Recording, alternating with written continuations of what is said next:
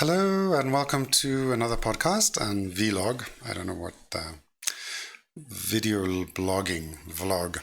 And today we're going to talk about how homeopathic remedies are discovered. And but first I'll introduce myself, Jonathan DeMonte. I'm a homeopath and Bowen therapist.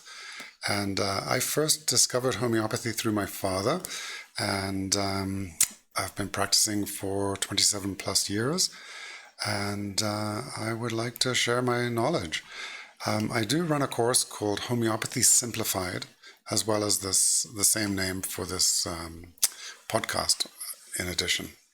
So anyway, without much further ado, let's jump into today's subject. And that is how are homeopathic remedies discovered. So first of all, let's look at the meaning of discover. And it means to make known or visible. And it's essentially the same as experiment as well. That also comes into it. So how are homeopathic remedies discovered? First of all, it's important to note that Samuel Hahnemann, the developer of homeopathy, was a celebrated physician at his time. And in his mid to late 30s, he was doing some experiments and wanted to know what and how was the magic ingredient of Cinchona rubra, China rubra as we know it, which was the main source of quinine used to treat malaria at that time. So he developed the idea to take those medicines in use in his time and ascertain their true medicinal values. And he came about that by taking the drug cinchona himself experimentally. He noted the development in himself of the very same symptoms of the malaria disease that it was used to treat. In other words, exhaustion, prostration, headache, diarrhea, intermittent fever, etc., and many more nuances to that. And so from this, he hypothesized that the curative power of the medicine resulted from its capacity to create similar symptoms of the disease. And we see this in modern medicine all the time. You know, Ritalin, if you take it when you're healthy, you become hyper, and yet we give it for hyperactivity. If you take, I'm not even going to throw examples out there, but that's a very good, strong one, enough so as not to add more information where it's not necessary. So in 1791, Hahnemann is 36 years old, and it really changed how he was thinking. And up to that point, he saw so many of the limitations, even dangers of the medicine he had been trained in, but he had no good alternative to offer. So by 1796, at age 41, with the help of his supporters, many of these doctors too, they undertook the painstaking task of discovering the curative power of drugs. He published this idea in the New Principle for Ascertaining the Curative Power of Drugs that year. So 1796, almost 230 years ago. 300 and, my math is all wrong. We're in 2025, sorry, I'm jumping ahead a century. So about almost 250 years ago. So he published that book, and his followers went on over many decades to experiment on 66 other medicines. And, it's interesting to note the clarity and certainty of Hahnemann's thinking about the substance cinchona, by example. He states that it at once is extremely curative and can also produce morbid symptoms. He adds, as shown by the following true observations and experiments.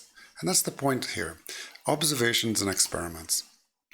He developed the term Prüfung, which is something like proving in the German language. So this was how he and his followers went about determining the medicinal effects of drugs. They made incredible notes on each and every variation to their health when they were taking the substance. He even gave instructions on how to conduct the experiments, how to record the data, even what they should and shouldn't eat so as not to interfere with the experiments. And basically also giving them a double-blind experiment in the provings by giving some of the provers placebo. So, to obtain this most necessary information, he devised this whole system of planned provings.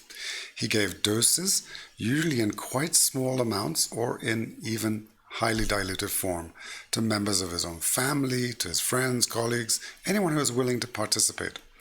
He has even experimented on himself. So, big undertaking. And that data was published first in 1811. And this data provides the majority of what homeopaths still do today. And one of the reasons that it's so important to know this is that in those days, to have reasonably healthy people, people without chemicals in their body, without vaccines in their body, without, modern industrial pollutants in their body, that was a very pure data set. And it is still today the most reliable information we have on homeopathic remedies. So we still use that. And it is still noted when those were provings of Hahnemann and his followers in the books that followed. So that's a bit of an interesting aspect. I'm going to actually show you a little bit more how homeopathy is still experimenting. And I'm going to switch to a website page and show you something interesting. So this is the website Semantic Scholar, which publishes medical journals. And every day I get a notification about homeopathic research. So here we see an article on advances in homeopathy based on nanoparticles exploration. Very interesting sphere. These doctors sometimes will call this form of research ultra-high dilution medicine research because homeopathy has still a little bit of a bad name in some circles. But here you see Dr. Samuel Hahnemann mentioned right there. And I'll show you another part of this. I've got a library of interesting articles that I've kept as, sources of information.